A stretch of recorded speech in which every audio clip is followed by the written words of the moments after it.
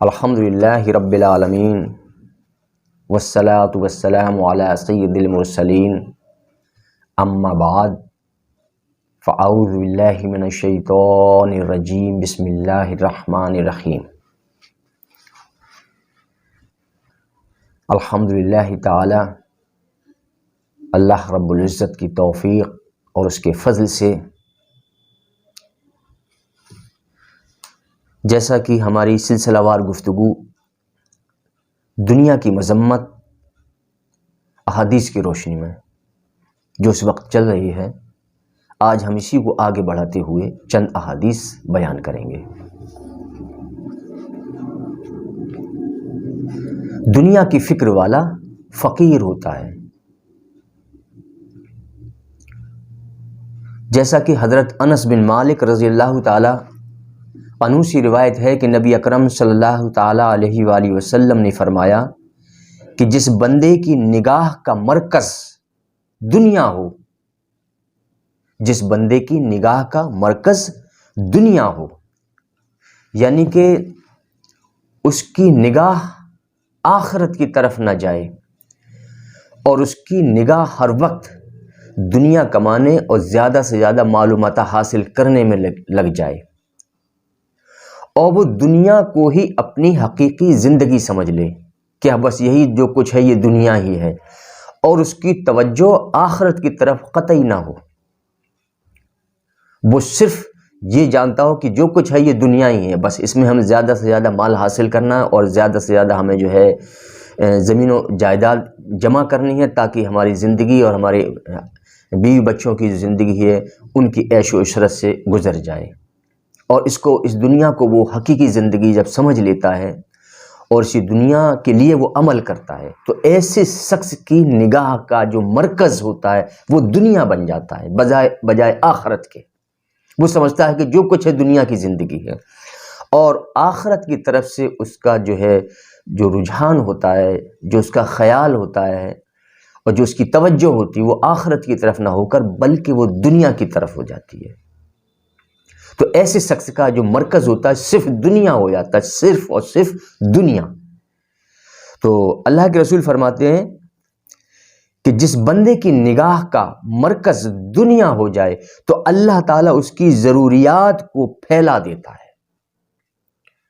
یعنی اس کی ضرورتیں بڑھتی چلی جاتی ہیں۔ مثلاً اس نے لاکھوں روپیہ کما لیا اور ان سے اس نے اپنا ایک بہترین مکان بنایا، گاڑی بھی خریدی اور بھی ضرورت کے جو ہے سامان گھر میں جو اس نے مہیا کیے۔ اس کے علاوہ پھر یہ نہیں کہ اس کی ضرورتیں اب ختم ہو گئیں، پھر اس کی اور ضرورتیں بڑھیں۔ اب اس نے سوچا اب یہ پلاٹ بھی میرا ہو جائے، یہ بلڈنگ ہم خرید لیں، وہ کھیت ہم خرید لیں، وہ باغات بک رہے ہیں وہ ہم خرید لیں۔ تو اس طرح سے اس کی ضرورتیں بڑھتی جاتی اور گھر کی بھی ضرورتیں بڑھتی جاتی، گھر کے عیش و آرام کے جو سامان ہوتے ہیں ان کی بھی اس کی ضرورتیں بڑھتی چلی جاتی ہیں۔ پھر وہ جب ضرورتیں بڑھتی ہیں تو وہ اور مال کمانے میں جو ہے مصروف ہو جاتا ہے۔ تو ہوتا ایسا کیوں ہے کہ جب کسی انسان کی نگاہ کا مرکز جب دنیا بن جائے تو اللہ تعالیٰ اس کی ضرورتوں کو پھیلا دیتا ہے اور ضرورتیں بڑھا دیتا ہے۔ اب یہ تیری ضرورتیں کبھی پوری نہیں ہوں گی، ایک ضرورت پوری ہوگی تو چار تیرے سامنے اور کھڑی ہو جائیں گی، پھر تو ان کو پورا کرنے میں لگا رہے گا اور اسی طرح سے تو اپنی پوری زندگی کو ختم کر لے گا صرف ضرورتوں کو پورا کرنے میں، اور تیرا خیال کبھی آخرت کی طرف نہیں جائے گا اور تو دنیا کا ہو کر رہ جائے گا حتیٰ کہ تجھے موت آ جائے گی۔ تو اللہ تعالیٰ اس کی ضروریات کو پھیلا دیتا ہے اور اس کی محتاجی کو اس کی آنکھوں کے سامنے کر دیتا ہے، اس کی محتاجی کو اس کی آنکھوں کے سامنے کر دیتا ہے۔ وہ کیسے کرتا ہے کہ جب اس کی ضرورتیں کبھی ختم نہ ہوتی ہیں اور وہ بڑھتا چلاتا ہے ضروریات کو پورا کرنے کے لیے، تو ہوتا کیا ہے کہ جب انسان کے پاس جب مال آتا ہے تو وہ جب زیادہ کی طلب رہتی ہے، یعنی ہمیشہ وہ محتاج بنا رہتا ہے کہ اب اور آنا چاہیے میرے پاس مال، اب اور ہونا چاہیے میرے پاس مال، اس طرح سے وہ محتاج ہو جاتا ہے، محتاج رہتا، پوری زندگی وہ محتاج رہتا ہے کہ اور مال، ابھی میرے پاس اتنا نہیں ہے، ابھی وہ چیز مجھے اور خریدنی ہے، وہ عیش و آرام کا جو وہ سامان وہ بھی مجھے خریدنا ہے، وہاں سے اتنا پیسہ مجھے اور مل جائے، وہاں سے میری ضرورت یہ والی پوری ہو جائے تاکہ ہم یہ والی ضرورت کو پورا کر لیں۔ جتنا مال میرے پاس اور آ جائے تاکہ ہم فلاں ضرورت کو اور پورا کر لیں. اس طرح اس کی ضرورتیں بڑھتی جاتی ہیں اور وہ ہمیشہ محتاج بنا رہتا ہے، اپنی ضرورتوں کو پورا کرنے کا محتاج ہو جاتا ہے، وہ محتاج بنا رہتا ہے اور بس اس کا ہاتھ ہمیشہ جو ہے مال و متاع حاصل کرنے کے لیے آگے بڑھتے ہی رہتا ہے، اور اس کی محتاجی کو اس کی آنکھوں کے سامنے کر دیتا ہے. اور ایک چیز اور بھی ہوتی ہے اس سے کہ انسان یہ سوچتا ہے کہ اب میرے پاس یہ مال آ گیا، کہیں کسی طرح سے یہ مال مجھ سے کہیں ضائع نہ ہو جائے، کہیں ہم پر محتاجی نہ آ جائے. اس کو اس چیزوں کا بھی خیال رہتا ہے، اس لیے وہ زکوٰۃ اور خیرات نہیں کرتا، کیونکہ اس کے سامنے اس کی محتاجی کا جو خوف ہوتا ہے. تو اس طرح سے دو طرح سے اسے محتاجی آتی ہے. ایک محتاج ہمیشہ مال کا محتاج رہتا ہے، دوسرا یہ کہ اسے اپنے مال کے ضائع ہونے کا خوف رہتا ہے، اس وجہ سے بھی جو ہے وہ محتاج رہتا ہے. تو اللہ تعالیٰ اس کی محتاجی کو اس کی آنکھوں کے سامنے کر دیتا ہے، لہٰذا وہ شخص صبح کو بھی فقیر ہوتا ہے. اللہ کے رسول فرماتے ہیں لہٰذا وہ شخص صبح کو بھی فقیر ہوتا ہے اور شام کو بھی فقیر ہوتا ہے. اور جس شخص کی فکر آخرت ہو، یہ تو معاملہ تھا دنیا کی فکر والے کا کہ وہ صبح کو بھی فقیر ہوتا ہے اور شام کو بھی فقیر ہوتا ہے، اور جس شخص کی فکر آخرت ہو تو اللہ تعالیٰ اس کے دل کو غنی کر دیتا ہے، لہٰذا وہ صبح کرتا ہے تو غنی ہوتا ہے اور شام کرتا ہے تو بھی غنی ہوتا ہے. یہ ایک معیار دیا ہے اللہ کے رسول صلی اللہ تعالیٰ علیہ وسلم نے کہ دنیا میں غنی کون ہے اور فقیر کون ہے. تو جو زیادہ مال کا حریص ہو، زیادہ مال کا طالب ہو، وہ فقیر ہے، اور جو صرف دنیا سے اتنا حصہ لے جتنے میں اس کی ضرورت پوری ہو جائے تو وہ صبح کو بھی غنی اور شام کو بھی غنی ہے. اور فقیر وہ جس کی کبھی ضرورتیں پوری نہ ہوں اور ہمیشہ مال کا حریص بنا رہے، مال و متاع کو حاصل کرنے میں لگا رہے، اور اسی میں اپنی پوری زندگی کو صرف کر دے اور زیادہ سے زیادہ دنیا کمانے اور مال و متاع حاصل کرنے کا طالب ہو، وہ صبح کو بھی فقیر اور شام کو بھی فقیر ہے. وہ حالانکہ لوگوں کی نگاہ میں تو وہ امیر ہے، لیکن اصل اللہ اس کے رسول کے نزدیک وہ فقیر ہے. یہ شعب الایمان کی حدیث ہے، حدیث نمبر اس کا ہے 10,341. حضرت زید بن ثابت رضی اللہ تعالیٰ عنہ سے مروی ہے کہ نبی کریم صلی اللہ تعالیٰ علیہ وسلم نے فرمایا کہ جس شخص کا مقصود دنیا ہو، اللہ کے رسول فرماتے ہیں کہ جس شخص کا مقصود دنیا ہو تو اللہ تعالیٰ اس کے کام میں پریشانی حائل کر دے گا اور اس کی مفلسی دونوں آنکھوں کے درمیان کر دے گا، اور دنیا اس کو اتنی ہی ملے گی جتنی اس کی تقدیر میں لکھی ہے. اور جس کی نیت آخرت کی طرف ہو تو اللہ تعالیٰ اس کے سب کام درست کر دے گا اور اس کے دل میں بے پرواہی ڈال دے گا اور دنیا اس کے پاس ذلیل ہو کر آئے گی. جو اپنی فکر آخرت کی فکر بنا لے اور دنیا کو چھوڑ دے تو ایسے شخص کے پاس دنیا ذلیل ہو کر آئے گی، کیونکہ وہ دنیا سے بے پرواہ ہے، اسے تو اپنی بس آخرت کی فکر ہے. اس لیے جو دنیا کی فکر نہیں کرتے، اپنی آخرت کی فکر کرتے ہیں تو دنیا ان کے پاس ذلیل ہو کر آتی ہے. یہ ابن ماجہ کی حدیث نمبر 4105 اور شعب الایمان کی حدیث نمبر 10,338. حضرت انس بن مالک رضی اللہ تعالیٰ عنہ سے روایت ہے کہ نبی اکرم صلی اللہ تعالیٰ علیہ وآلہ وسلم نے فرمایا کہ جو آخرت کی فکر رکھتا ہے تو اللہ تعالیٰ اس کا دل غنی کر دیتا ہے. جو آخرت کی فکر کرتا ہے تو اللہ تعالیٰ اس کا دل غنی کر دیتا ہے اور اس کے دل میں بے پرواہی ڈال دیتا ہے اور اس کے بکھرے ہوئے کاموں کو جمع کر دیتا ہے اور دنیا اس کے پاس ذلیل ہو کر آتی ہے. اور جو شخص آخرت کے بجائے دنیا کی فکر رکھتا ہے تو اللہ تعالیٰ اس کی دونوں آنکھوں کے سامنے محتاجی حائل کر دیتا ہے اور اسے مشقتوں و پریشانیوں میں مبتلا کر دیتا ہے. بے شک جو دنیا کی فکر کرتا ہے وہ ہمیشہ مشقتوں اور پریشانیوں میں ہی رہتا ہے، کیونکہ اسے جو مال اس نے حاصل کر لیا اس کے ضائع ہونے کا خوف رہتا ہے، اور زیادہ مال حاصل کرنے کے لیے وہ محنت اور مشقت کرتا ہے، اس میں وہ پریشانیاں اٹھاتا ہے اور اسے ان پریشانیوں کا کوئی اجر نہ ملے گا، کیونکہ اس نے دنیا اور مال اور متاع حاصل کرنے کے لیے پریشانی اٹھائی ہے. تو اس کی زندگی تو پریشانیوں میں گزر جاتی ہے، مشقتوں میں گزر جاتی ہے.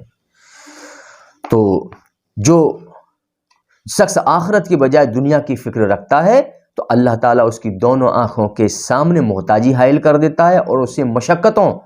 و پریشانیوں میں مبتلا کر دیتا ہے اور اس کے جمع ہوئے کاموں کو منتشر کر دیتا ہے، اس کے کاموں کو پھیلا دیتا ہے، وہ لگا ہی رہتا ہے، پوری زندگی صرف دنیا کے کاموں میں وہ مصروف رہتا ہے۔ اللہ تعالیٰ اس کے کام کو اس طرح پھیلا دیتا ہے کہ وہ صبح اٹھنے کے بعد اس سے فکر رہتی ہے یہ کام کرنا، وہ کرنا، وہاں سے وہ اٹھانا، وہاں سے وہ مال لینا، مجھے وہاں پیسہ اس کو دینا، بس یہی زندگی اس کی بن جاتی ہے۔ صبح اٹھنے کے بعد شام تک سونے تک اس کی یہی زندگی، اللہ تعالیٰ اس کے کاموں کو پھیلا دیتا ہے، لگا رہے تو دنیا کمانے میں، اور دنیا میں ہی تو لگا رہے، دنیا کے کام اتنے میں تجھے دے دوں گا تو دنیا میں لگا رہے گا، آخرت کو اب تو پوری طرح سے غافل ہو جائے گا، کیونکہ تو نے اپنی آخرت کی طرف جو ہے توجہ نہ کی، تو نے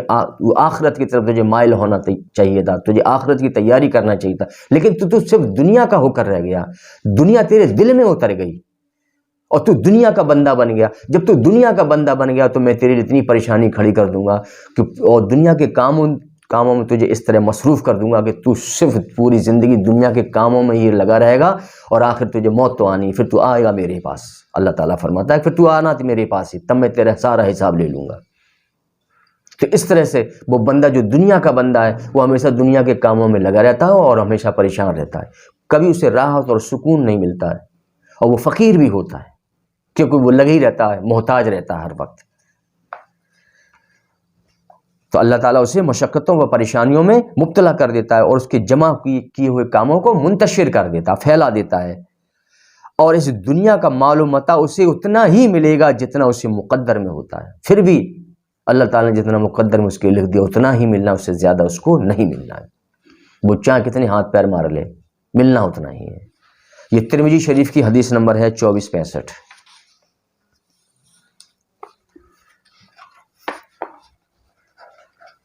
حضرت انس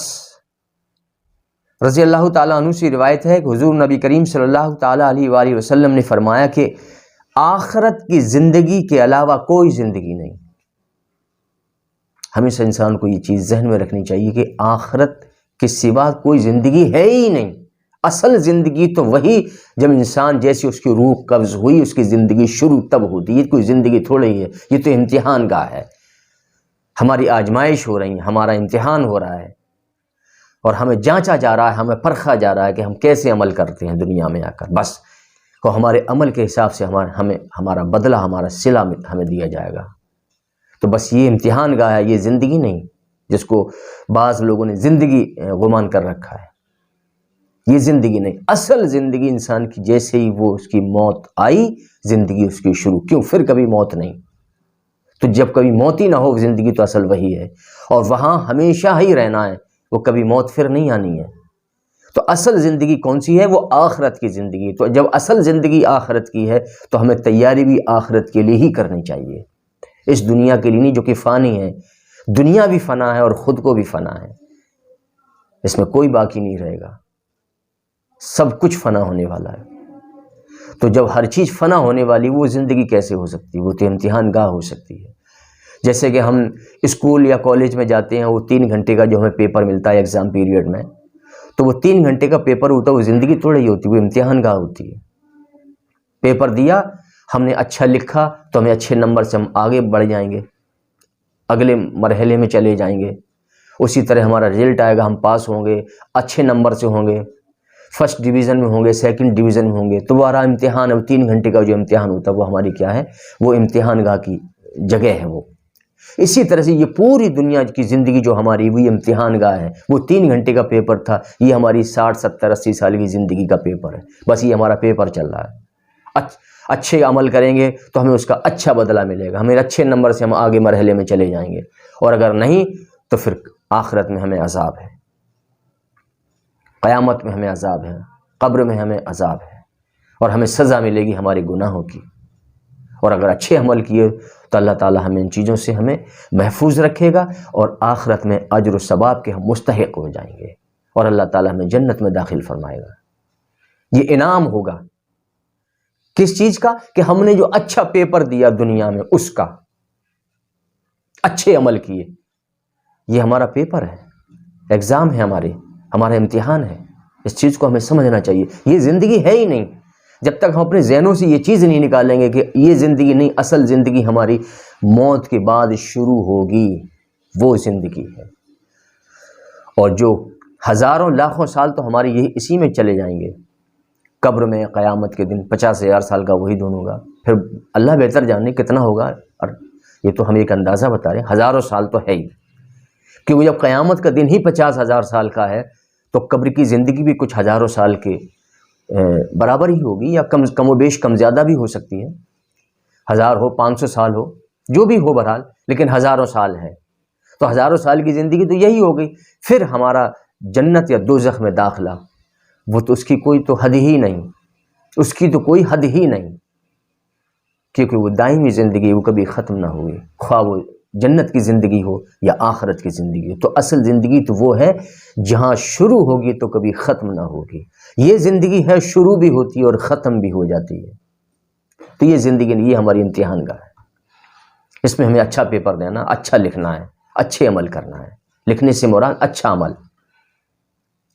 اللہ رسول کے مطابق، اللہ رسول کی اطاعت، اس کی عبادات، اور دنیاوی نیک عمل، گناہوں سے بچنا، گناہوں سے اجتناب کرنا، برائیوں سے دور رہنا، اور اللہ اور اس کے رسول کی اطاعت۔ مگر اللہ تعالیٰ جس کام کو ہمیں منع کر دے اس سے رک جانا، اور اللہ تعالیٰ نے جس کام کو کرنے کا ہمیں حکم دیا وہ بجا لانا، یہ ہمیں یہ کرنا ہے دنیا میں، یہ ہمارے عمل ہونے چاہیے۔ اور ہمارے اگر اچھے عمل ہوں گے تو ہم اچھے نمبروں سے پاس ہوں گے، تو ہم آخرت میں عیش و آرام میں رہیں گے، اور نہیں تو پھر اللہ کا عذاب سخت ہے۔ تو یہ حدیث بخاری شریف کی حدیث نمبر ہے 6413، اور شعب الایمان کی حدیث نمبر ہے 10245۔ حضرت مولا علی علیہ السلام فرماتے ہیں کہ دنیا پیٹھ پھیرنے والی ہے۔ حضرت مولا علی علیہ السلام فرماتے ہیں کہ دنیا پیٹھ پھیرنے والی ہے اور آخرت سامنے آ رہی ہے۔ بے شک دنیا تو پیٹھ پھیرنے والی ہے ہی، مثلا کوئی بھی اپنی زندگی کو اٹھا کر دیکھ لے تو اسے اندازہ ہو جائے کہ میں اتنی زندگی گزار چکا ہوں، اب میری اتنی زندگی اور رہ گئی، تو دنیا یہ پیٹھ پھیرنے والی ہے، ان قریب دنیا پیٹھ پھیرنے والی ہے، اور آخرت سامنے آ رہی ہے۔ آخرت مجھے معلوم ہے کہ اب آخرت میرے سامنے آ رہی ہے، دنیا میری پیٹھ پھیرنے والی ہے، کہ دنیا کو ہم چھوڑ کر جانے والے ہیں کچھ ہی دنوں کے بعد، جب اللہ تعالیٰ ہمیں بلا لے، جس دن میری موت کا وقت مقرر ہو۔ تو اس لحاظ سے دنیا پیٹھ پھیرنے والی ہے اور آخرت سامنے آ رہی ہے۔ تو ان دونوں دنیا و آخرت میں سے ہر ایک کے طالب ہیں، یعنی دنیا کے بھی طالب ہیں اور آخرت کے بھی طالب ہیں۔ سو تو مولا علی علیہ السلام فرماتے ہیں، سو تم آخرت کے طلبگار بنو، دنیا کے چاہنے والے نہ بنو۔ بلا شبہ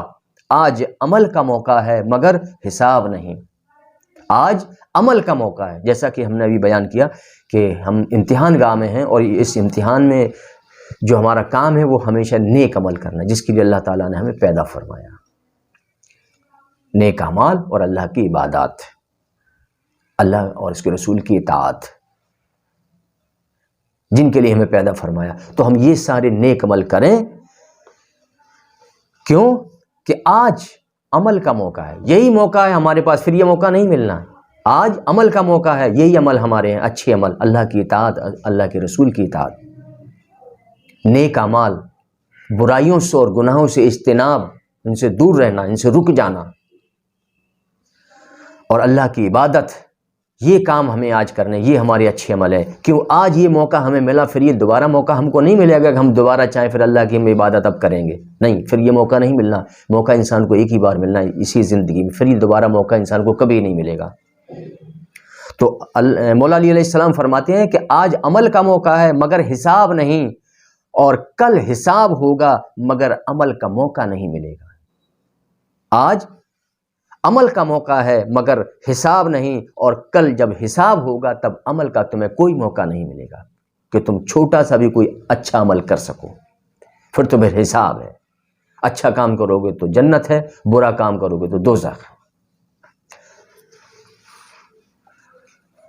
حضرت عبداللہ بن مسعود رضی اللہ تعالیٰ عنہ سے روایت ہے کہ حضور نبی کریم صلی اللہ تعالیٰ علیہ وآلہ وسلم نے فرمایا کہ اللہ تعالیٰ سے حیا کرو۔ اللہ کے رسول فرماتے ہیں کہ اللہ تعالیٰ سے حیا کرو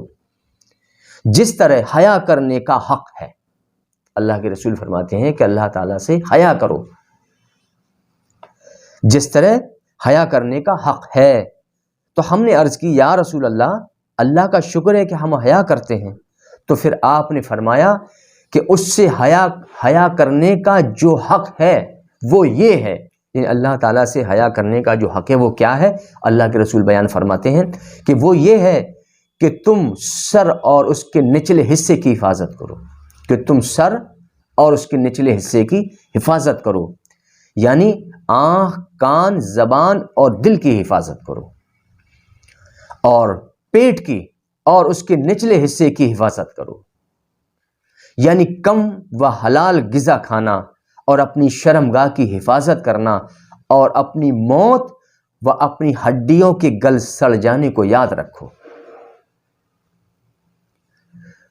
اپنی موت کو یاد رکھو، اللہ کے رسول فرماتے ہیں، اور اپنی ہڈیوں کے گل سڑ جانے کو یاد رکھو کہ قبر میں تمہاری ہڈیاں بھی گل سڑ جائیں گی، ماس کا تو تمہارا پتہ ہی نہیں چلے گا، تمہارا گوشت کہاں چلا گیا، کیڑے کھا جائیں گے، اور رہا ہڈیوں کا وہ گل سڑ جائیں گی۔ ان چیزوں کو یاد رکھو، سوائے اللہ کے ان مخصوص اور مقبول بندوں کے جو اپنی قبر میں صحیح و سالم رہتے ہیں، اور ان کو ذرہ برابر بھی ان کو کسی طرح کا کوئی نقصان نہیں پہنچتا، کسی بھی طرح کا کوئی نقصان نہیں پہنچتا، نہ ان کی ہڈیوں کو اور نہ ہی ان کے گوشت کو، کیونکہ وہ اللہ کے مقبول اور مخصوص بندے ہوتے ہیں۔ تو اللہ کے رسول فرماتے ہیں کہ اپنی موت اور اپنی ہڈیوں کے گل سڑ جانے کو یاد رکھو، اپنی موت اور اپنی ہڈیوں کے گل سڑ جانے کو یاد رکھو، اور پھر جو شخص آخرت کا ارادہ کرتا ہے تو وہ شخص دنیا کی زینت کو ترک کرتا ہے، یعنی جو شخص آخرت کا ارادہ کرتا ہے تو وہ شخص دنیا کی زینت کو ترک کر دیتا ہے، اور جس نے ایسا کیا اس نے اپنے رب سے اس طرح حیا کی جس طرح حیا کرنے کا حق ہے، یعنی یہ کام جو جس نے کر لیے تو اس نے اپنے رب سے حیا کی۔ وہ کون کون سے کام ہیں؟ کہ اس نے حفاظت کی اپنی آنکھ کی، آنکھ سے کوئی ایسی چیز نہ دیکھنا جس سے اللہ اور اس کے رسول نے منع فرمایا ہو، اپنے کان کی، اپنی زبان کی اور اپنے دل کی حفاظت، اور اپنے پیٹ کی یعنی کم کھانا اور نچلے حصے یعنی کہ اپنی شرمگاہ کی حفاظت کی، اور اس نے اپنی موت کو بھی یاد رکھا اور اپنی ہڈیوں کے گل سڑ جانے کو یاد رکھا، تو گویا اس نے اپنے رب سے حیا کی، جس نے یہ کام کر لیے اس نے اپنے رب سے حیا کی۔ یہ ترمذی شریف کی حدیث نمبر ہے 2458، اور حاکم کی حدیث نمبر ہے 7915، اور ابن ابی شیبہ کی حدیث نمبر 35461۔ حضور نبی کریم صلی اللہ تعالیٰ علیہ وآلہ وسلم نے فرمایا، اگلی حدیث، کہ بدترین شخص ہے وہ جو دنیا کی خاطر اپنی آخرت کو برباد کر لے۔ یہ حضور صلی اللہ تعالیٰ علیہ وسلم فرماتے ہیں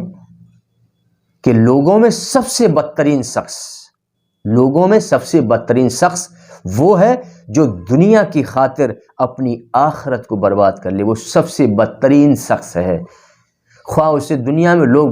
بہتر خیال کرتے ہوں، اچھا سمجھتے ہوں، معزز سمجھتے ہوں، مالدار سمجھتے ہوں، لیکن اللہ اور اس کے رسول کے نزدیک وہ لوگوں میں سب سے بدترین شخص ہے کہ جس نے اپنی دنیا تو بہتر کر لی لیکن اپنی آخرت تباہ اور برباد کر لی۔ ایسا شخص لوگوں میں سب سے بدترین ہے۔ تو اللہ اور اس کے رسول کے نزدیک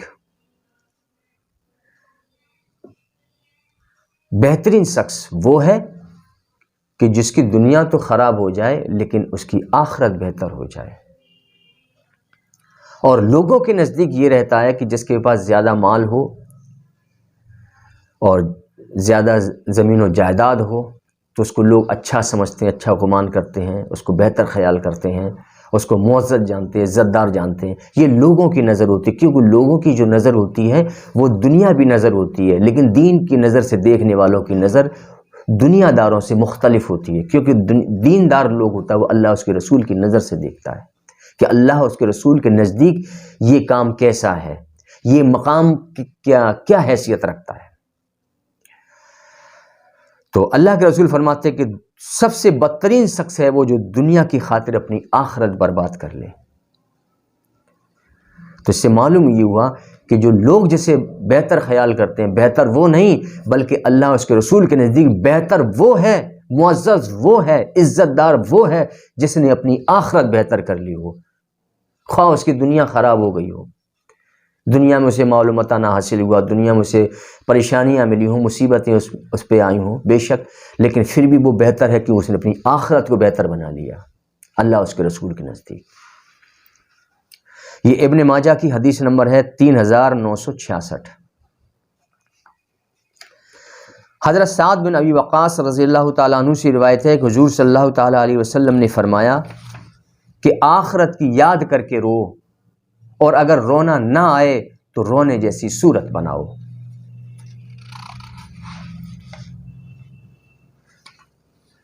یہ حدیث ابن ماجہ کی حدیث نمبر 4196، اور اسی کے ساتھ ہی ہم آج کی اپنی اس گفتگو کو ختم کر رہے ہیں۔ وما علینا الا البلاغ المبین۔